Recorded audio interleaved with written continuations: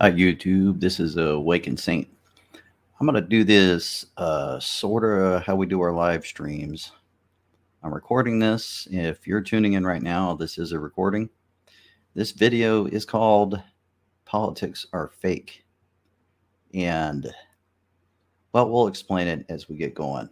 I'm going to run this as you normally run it. There'll be a chat room, but I'm not on here with you right now. It's probably the middle of the night or whenever I ended up posting this.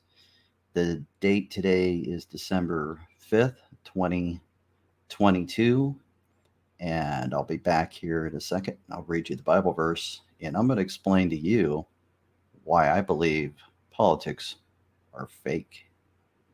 This Bible prophecy was written almost 2,000 years ago and is happening right now, 2 Timothy 3, 1-5. But know this, that in the last days perilous times will come, for men will be lovers of themselves, lovers of money, boasters, proud, blasphemers, disobedient to parents, unthankful, unholy, unloving, unforgiving, slanderers, without self-control, brutal, despisers of good, traitors, headstrong, haughty, lovers of pleasure rather than lovers of God, having a form of godliness but denying its power, and from such people turn away.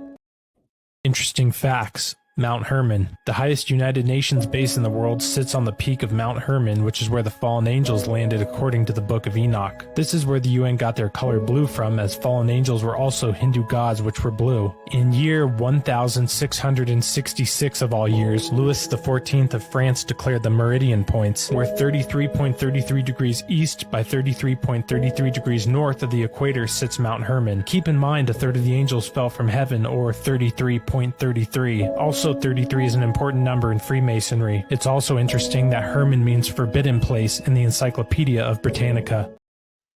Here's more proof that Bible prophecy is happening right now. The book of Revelation chapter 6, 15-16 says that the rich men and the kings of the earth will hide themselves in caves and in the rocks of the mountains and say to those rocks, fall on us and hide us from the face of him who sits on the throne and from the wrath of the Lamb. Isaiah chapter 2 verse 21 says that they will flee to caverns and in the rocks and in the crevices of the cliffs, away from the terror of the Lord and from the splendor of his majesty when he arises to shake the earth. That very thing is happening right now as billionaires and millionaires across the world are buying bunkers and preparing to try and survive when the apocalypse or the end of days comes. Forbes.com article, billionaire bunker owners are preparing for the ultimate underground escape. GuardianGazette.com, elites are buying underground private bunkers. And CNN.com, billionaire bunkers, how the 1% are preparing for the apocalypse. Pretty amazing how something written almost 2,000 years ago is happening right now as we speak, exactly how it said it would. Bible prophecy proves that the God of the Bible is the one true living God.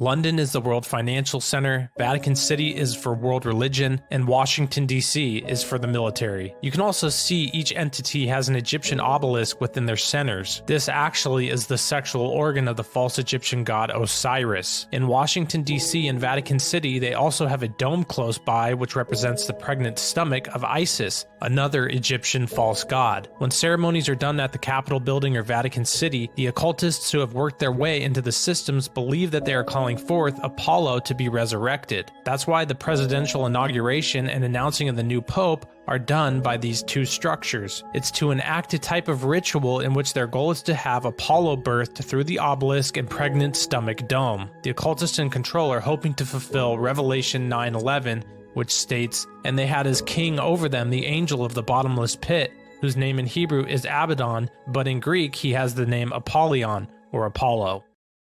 Father God, we thank you for this food.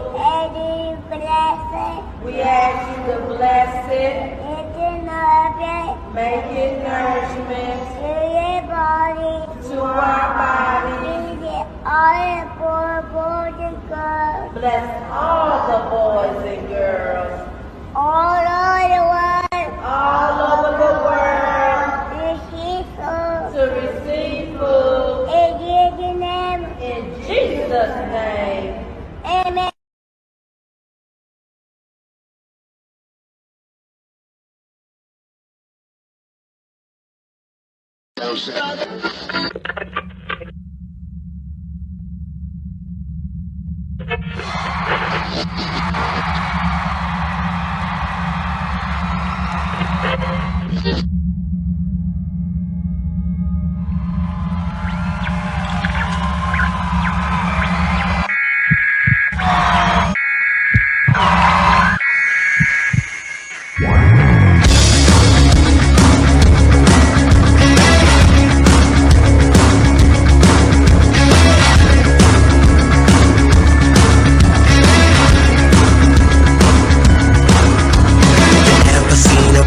Sister who could cure a disease.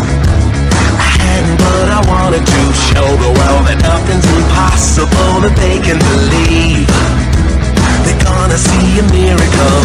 I didn't know what to do, so I went running to you to find that cure. Now I know for sure. I'm done looking around, I finally figured it out. It's more than metaphysical. You got me up from down, faith has shattered my doubt. I believe in miracles. I knew what I wanted to do, but just like gravity's pull, I always did the opposite. Life was a meaningless party, I started to fall into a bottomless hole. But then I got a miracle. Some people don't have a clue if all of this could be true. But take a look at me. I was blind but now I see. Yeah, I'm done looking around, I finally figured it out. It's more than metaphysical. You got me up from down, faith has shattered my doubt. I believe in miracles. There's something that's missing if we can't recognize that our own existence is the miracle before our eyes.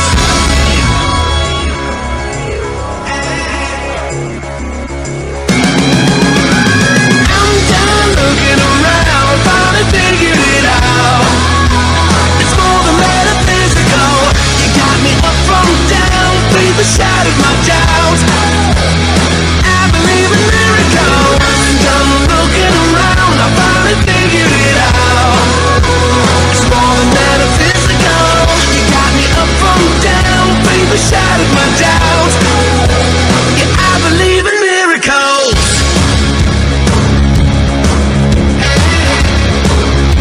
It's more than metaphysical.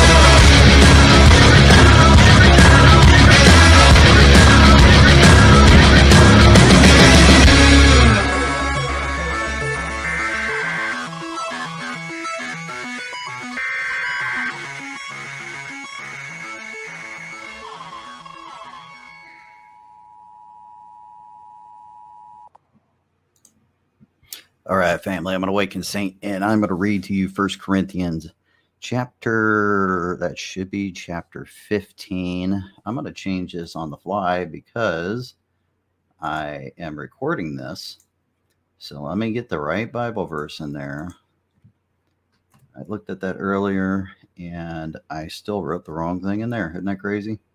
So let me fix this for you real quick. It is 1 Corinthians 15:52. So let me put that in there. There we go. All right, so 1 Corinthians 15:52. In a moment, in the twinkling of an eye, at the last trump, for the trumpet shall sound, and the dead shall be raised incorruptible, and we shall be changed. All right, so why would I read that? Well, a lot of people believe we're not going to be around for the end. And I'll tell you what, Euphrates River's drying up. So if you guys know the book of Revelation, we've been looking for that for the longest time to happen. And it's happening right now. Well, we also have a lot of people in our community that believe in this voting thing. They believe this is real still. I don't know why. But I am going to give you a theory of mine, and I'm going to pause this because I don't think it's going to give me enough time to talk. Well, maybe I'll just go ahead and play this. So this is just kind of the backdrop of people getting their voted sticker or their I am changing the world. Well, Executive Order 12127, Federal Emergency Management Agency, brought to us by the 39th President of the United States, Jimmy Carter. All right, so I am going to read the first paragraph. If this thing plays into the video, I'll pause it. I'm going to read the first paragraph and then the activating paragraph, and I'm going to tell you why. Okay, and this video is going to explain what basically a cursory look of what executive orders are, where we are now in our government of the United States. This isn't covering the world, by the way. The whole world's in on this, but this is our piece of it. I'm going to go through that. I'm going to go through human cloning. It's relevant. So I'm going to go ahead and pause that because this is a TED Talks that's going to give you a once over of executive orders, and I've taken some of the stuff out of it so that it's not as long. I'm also playing a few news clips to show you relevancy, and probably be able to wrap this whole thing up in an hour. But I'm going to go ahead and read from Executive Order 12127, the Federal Emergency Management Agency. This was drafted March 31st, 1979. I'm going to give you the first paragraph, and I'm going to give you the relevant paragraph of 1-102. You can look this up yourself in the Congress of the United States Library of Congress. That is for you to look up, and I will give you the reference number for it. All right. By the authority vested in me as president by the Constitution and laws of the United States of America, including Section 304 of Reorganization Plan number 3 of 1978, in order to provide for the orderly activation of the Federal Emergency Management Agency, it is hereby ordered as follows. So then the order goes on, and it goes on to, it's huge. So I'm not going to read the whole thing to you.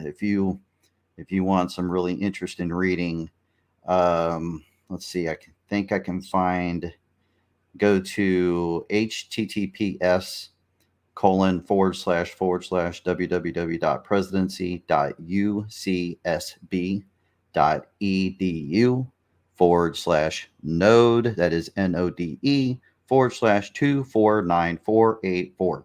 All right, so play that over and over again if you need to find that for yourself.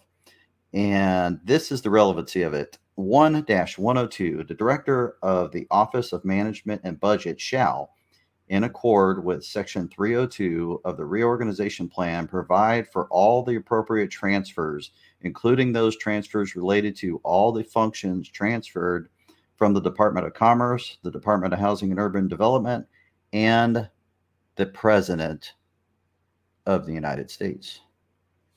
So this is my theory, and by all means, leave a comment in the comment section below.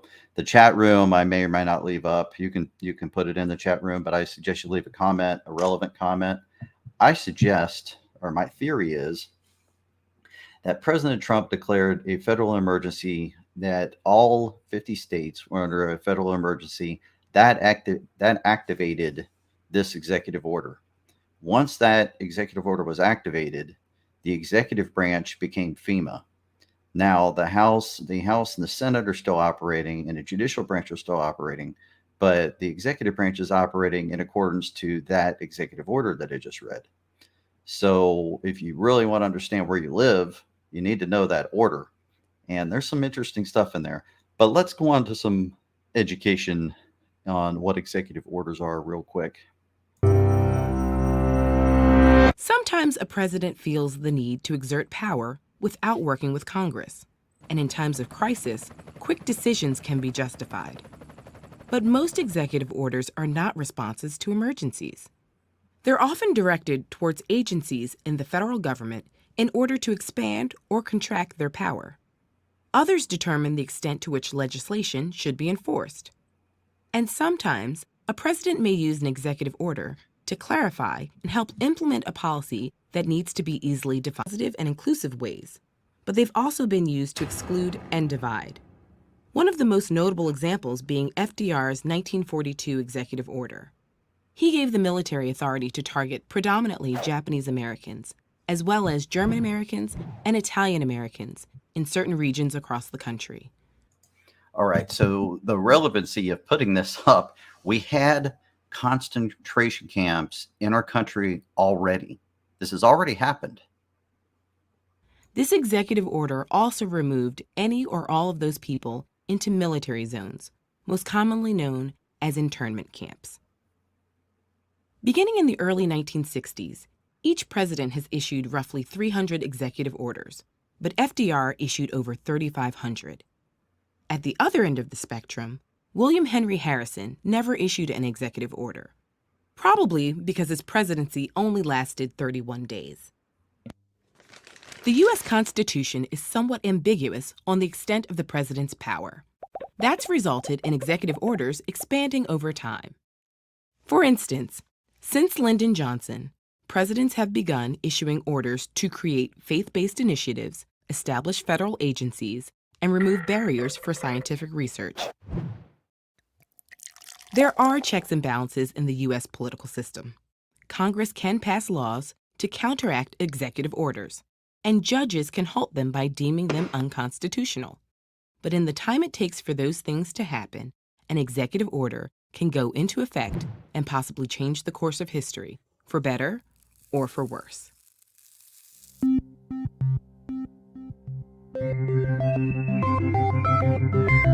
All right. So that's the paradox. That in there so we get kind of an idea of what an executive order To is. unleash the full power of the federal government in this effort. Right here, I'll pause in this. This is President Trump activating the executive order that Jimmy Carter put in place. What he says here activates it. And as far as I can find out through my research, there isn't any turning it off. You don't turn this thing back off once you activate it. So check this out. Today, I am officially declaring a national emergency. Two very big words.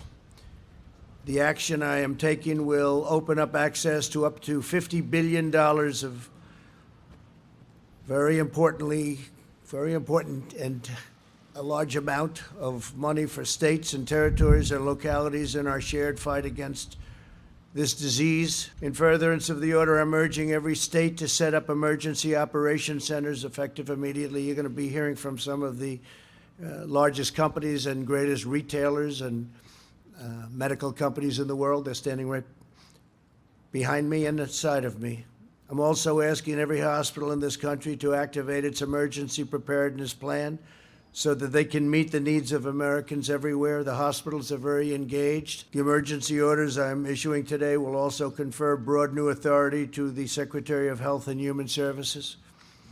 The Secretary of HHS will be able to immediately waive provisions of applicable laws and regulations to give doctors, all hospitals, and healthcare providers maximum flexibility to respond to the virus and care for patients.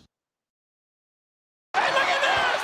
Donald Trump! Donald Trump taking down Vince McMahon! Oh, my God! The hostile takeover of Donald Trump on Vince McMahon! All right. So I showed the hostile takeover of Donald Trump. All right. So the guy, he was on WWE, guys. Come on. Come on.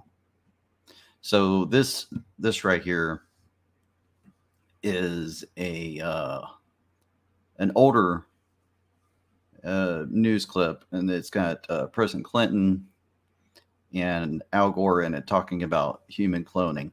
Now, if cloning isn't going on, there's an awful lot of talk about if it's not going on, but we'll get a little bit deeper into this.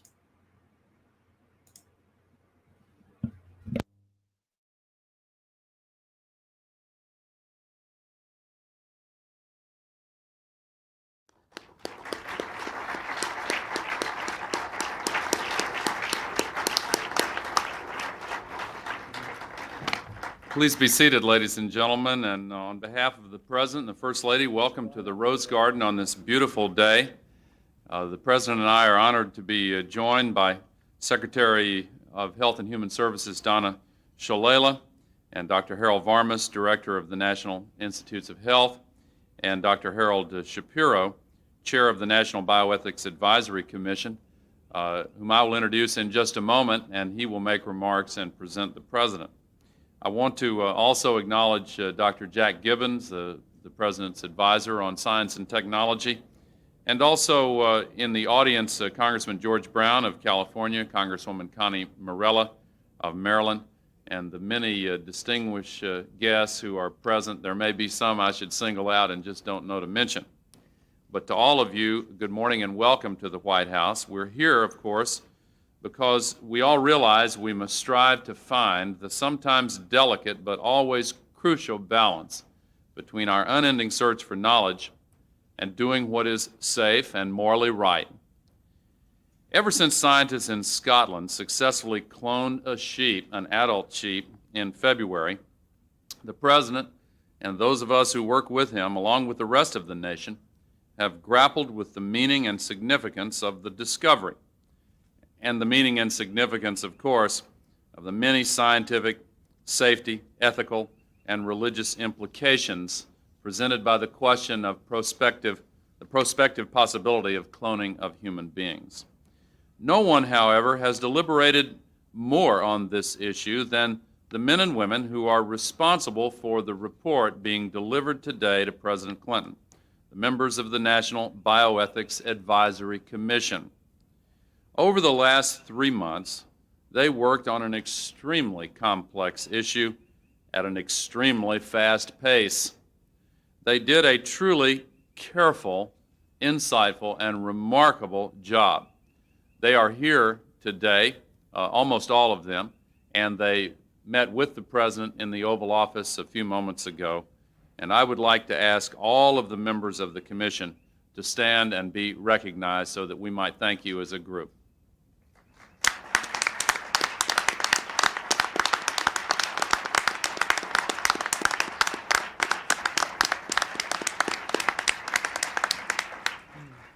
Thank you all. And in a moment, as I mentioned, I'll introduce the chair of that commission, Dr. Shapiro.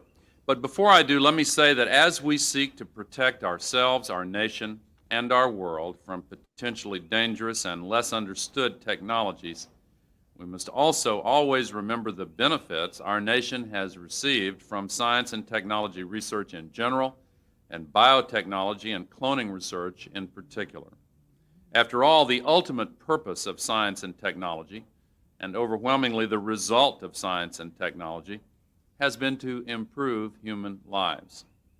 Science and technology, whether public or private, in basic research or product development, have generated new knowledge, spawned new industries, created new jobs, Sounds like he's cured reading illnesses, for and improved college our or standards something, of doesn't it? living. Perhaps more than any other human endeavors, they are the twin tools needed to build a successful future. And nowhere is that more evident than in the field of biotechnology. Cloning technologies have been developed to clone cells and genes, which in turn have been used to develop medicines, diagnostic products, and vaccines to treat heart attacks, various cancers, kidney disease, diabetes, hepatitis, multiple sclerosis, cystic fibrosis, and other deadly and disabling diseases. The cloning of human cells and genes does not pose the same ethical questions as cloning an entire human being. And it really is essential that this important research continue. But it is equally important that in this I'm learning. about making sure science and technology always remain positive forces in our life as a nation. That's why this report and the President's actions he will announce shortly are so important.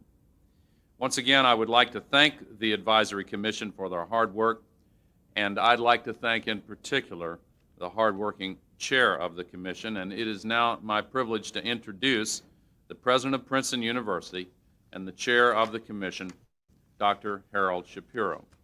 Thank you very much.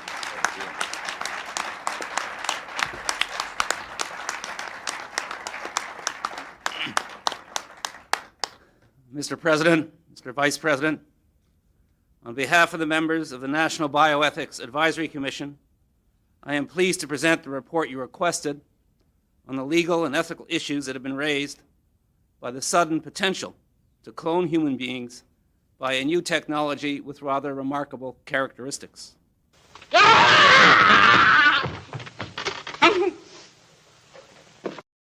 complexity and difficulty of the issues, in part because conflicting values are at stake, in part because Americans disagree on the implications of this new technology for the social and cultural values they hold dearest, in part because it's difficult to decide if and when our liberties should be restricted, and in part because of the ambitious timetable. In preparing our report, we made every effort to consult widely with ethicists, theologians, scientists, physicians, and as many citizens as possible with interests and concerns in this area. It is clear that the potential ability to clone human beings through the technique known as somatic cell nuclear transfer raises many important scientific, legal, and moral issues that require further review and consideration. Indeed, the Commission itself is unable to agree at this time on all the ethical issues that surround the potential. This is all wrong. I shouldn't be up here. I should be back in school. Given the current state of science in this area, that any attempts to clone human beings via somatic cell transfer techniques is uncertain in its prospects, is unacceptably dangerous to the fetus, and is morally unacceptable at this time. We believe there is a widespread moral consensus on this issue. Moreover, we think that more time for further public deliberation on the complex ethical and social concerns that surround the issue would be helpful. What I do is just like you know, you know what I mean? Like, for voluntary compliance in the private sector, while federal legislation, carefully crafted and with appropriate sunset provisions, banning the use of these techniques for creating children is formulated and considered. We feel strongly that most of the legal and moral issues raised can only be resolved by a great deal more deliberation and education. We hope that the sections in our report that outline the scientific, religious, ethical, and legal issues that are raised by these new scientific developments will form a useful basis for the ongoing deliberations and the broad public education that we believe is so essential. As I indicated, these are all exceedingly difficult issues, especially in a society where individuals hold various religious and moral perspectives. They are issues that go to the very nature of what it means to be human and to the very heart of what people think of as their families and their individuality. They are, in short, issues worthy of intensive and widespread debate.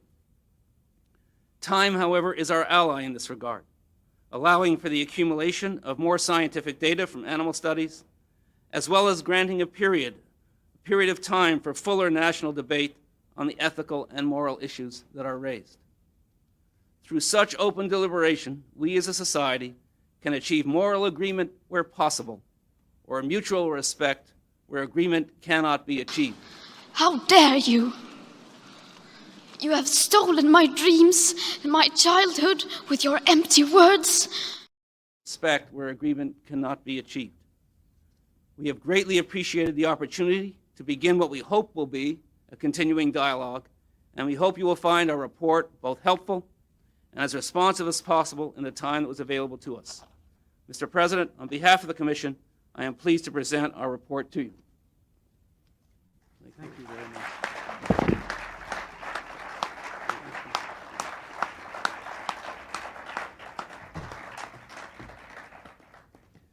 Thank you very much, Dr. Shapiro, for that. Me fail English? That's impossible. I thank all the members of the President's Committee of Advisors. I'd also like to thank Secretary Shalala and Dr. Varmus for being here today, along with the President's Advisor on Science and Technology, Dr. Jack Gibbons.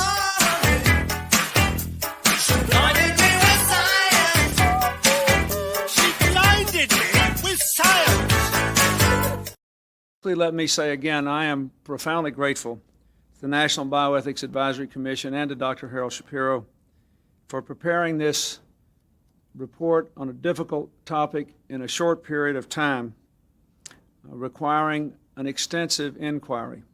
What's the matter with you? I'm trying to think, but nothing happens. As the Vice President has said, and all of us know, we live in an era of breathtaking scientific discovery. More and more, our future in the world depends upon advances in science and technology. and more the scientific community will influence the course of the future and the lives that our children will lead in the new century that is upon us. As I said in my commencement address at Morgan State University last month, what I do is just like, you know, you know what I mean? Like, no, I'm serious here. Don't worry, Skrull. Now there are plenty of tards out there living really kick-ass lives. My first wife was tarded. She's a pilot now. I need... In March to ban the use of federal funds for cloning human beings and to urge the private sector to observe the ban voluntarily while we initiated a national dialogue on the risks and the responsibilities of such a possibility. And why I asked this commission to issue this report. For 3 months, the commission has rigorously explored the scientific, moral, and spiritual dimensions of human cloning. It has talked to leading scientists and religious leaders, to philosophers and families, to patient advocates, and to the general public. From many opinions and beliefs, as Dr. Shapiro said, one unanimous conclusion has emerged. Attempting to clone a human being is unacceptably dangerous to the child and morally unacceptable to our society. I believe strongly that this conclusion reflects a national consensus, and I believe personally that it is the right thing to do.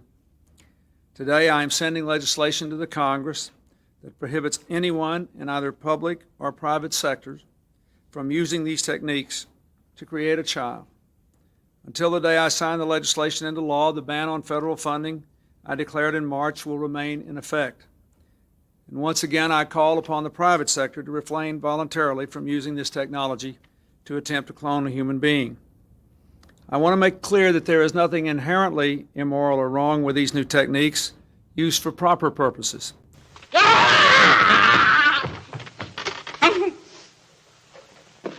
Diseases like cystic fibrosis, diabetes, and cancer, to better crops and stronger livestock. This legislation, therefore, will not prohibit the use of these techniques to clone DNA in cells. Gotta rehearse my song. Whoa, what the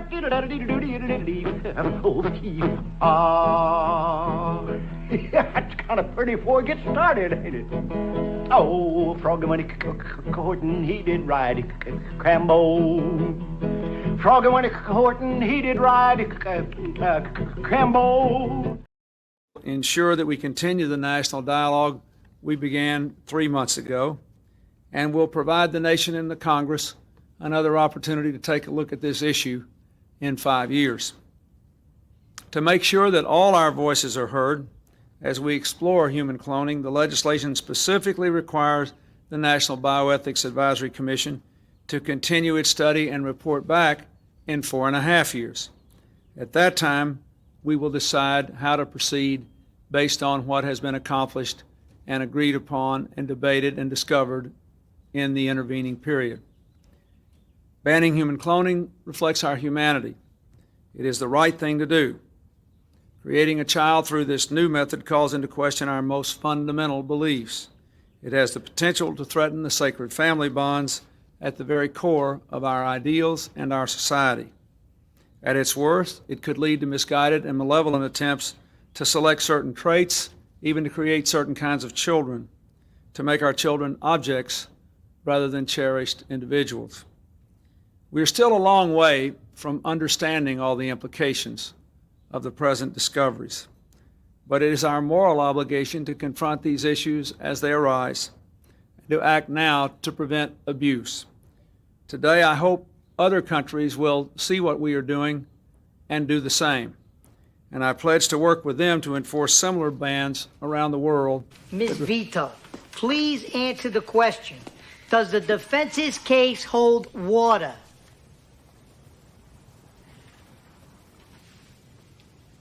No. The defense is wrong.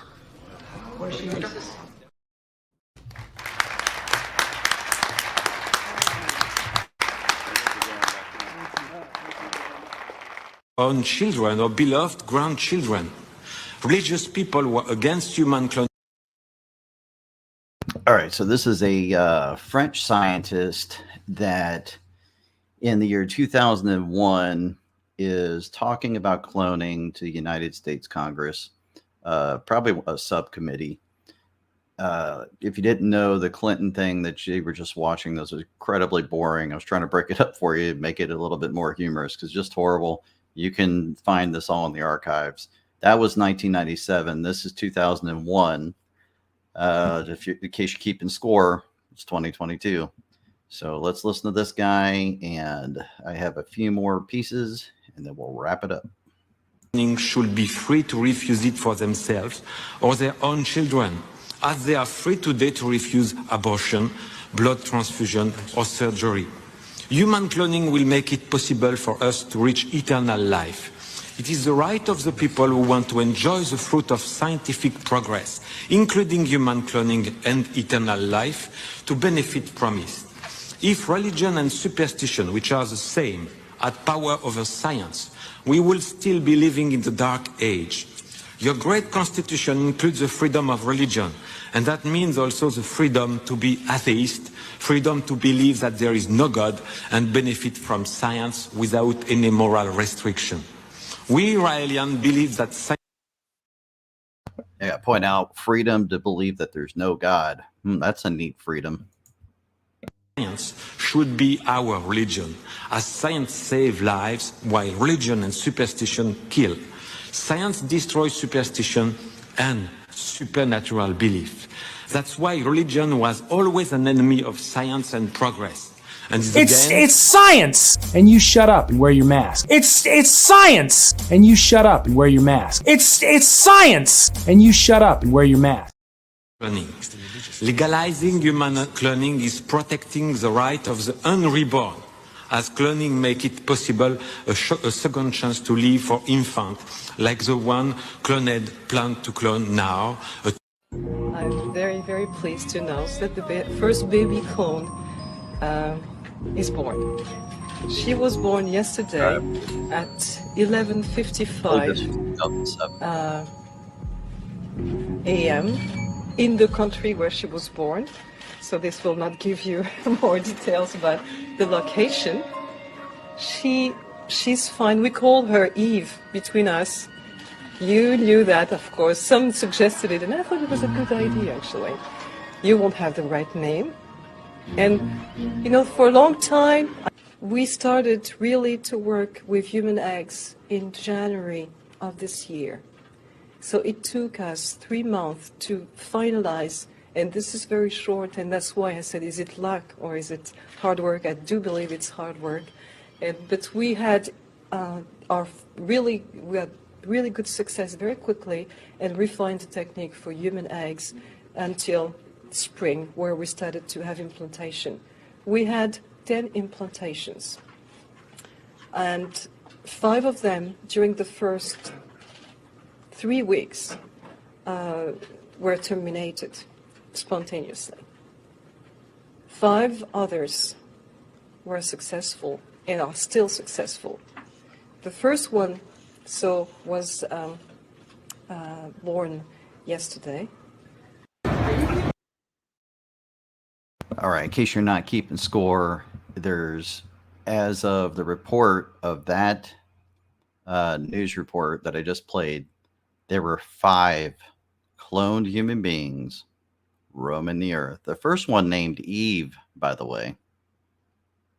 Named Eve. Check this out right here.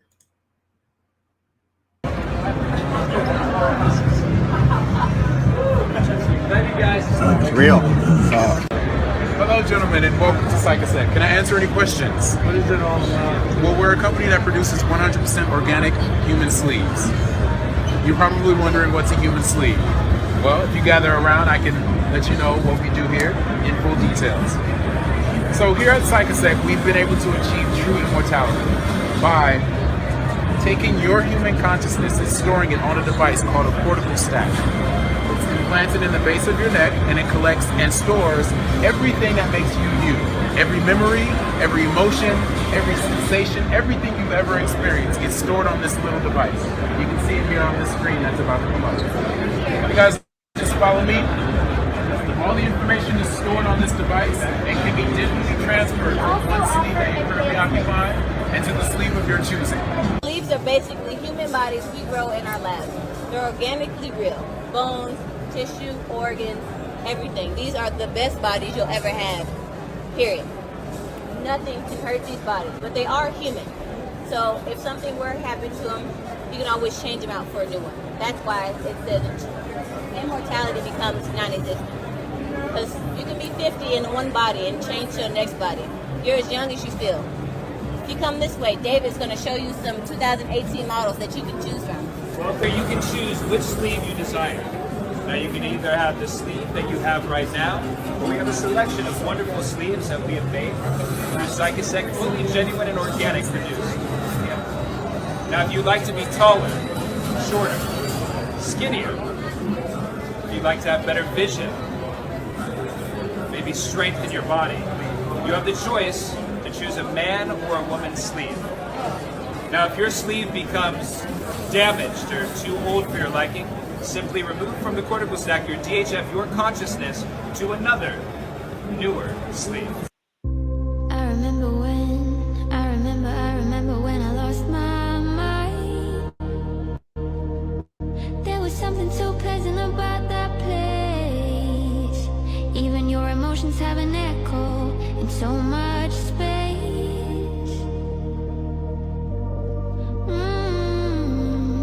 And when you're out there without care, yeah, I was out of touch.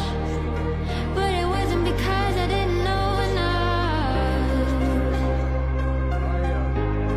I just knew too much. Does that make me crazy?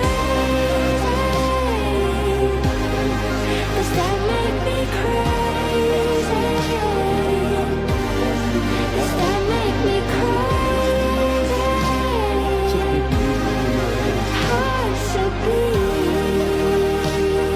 Now, I have to tell you, he's a different guy. He looks different than he used to. He acts different than he used to. He's even slower than he used to be.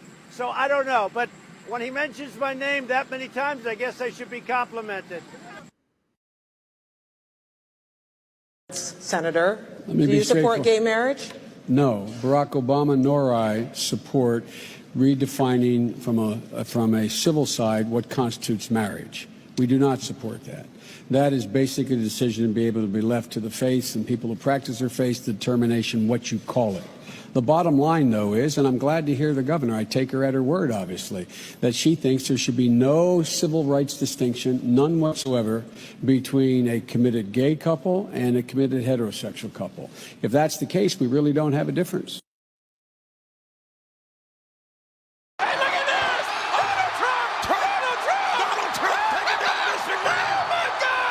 The hostile takeover of Donald Trump on Vince McMahon. It's all fake, guys. Figure it out. The only truth is Jesus Christ. I'll talk to you next time.